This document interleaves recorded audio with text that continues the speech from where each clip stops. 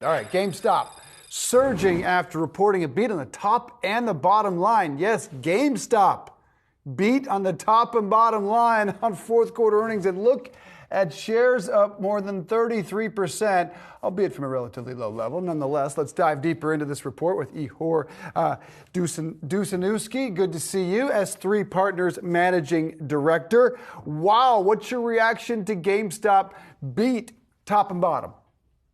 Hey, Dave. Well, basically, release the hounds, let the short squeeze begin.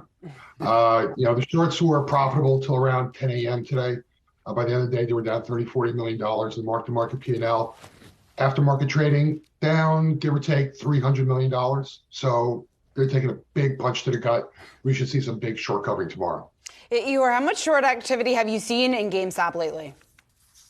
It's been around 1 million shares of short covering over the past month, around 500,600,000 shares over the past week. So there's already a skew to shorts kind of losing some of their conviction. And the guys that got out did the right thing. For quite some time, GameStop's share price has been totally disconnected to the actual business. Is that still the case? Yeah, this is really momentum stock. You've got to sit there and look at what's going on with the meme stocks, the Reddits, the Twitter. This is not just, hey, what's the value? What's the earnings? This is what does the street think that the price needs to be.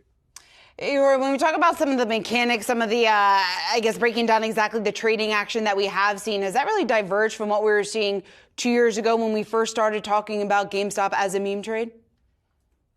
Yeah, well, the short interest isn't nearly as much as we saw a couple of years ago. It's really calmed down a bunch, but the volatility is still there, and this is where the long players and the short players are making and losing money on a daily basis in size. And we're seeing big moves in the short side where we're seeing, for a while there, we saw shorts accumulating positions. This year, we're seeing shorts decreasing their positions. It's still a meme stock. You're still going to have a lot of action on both sides of the trade.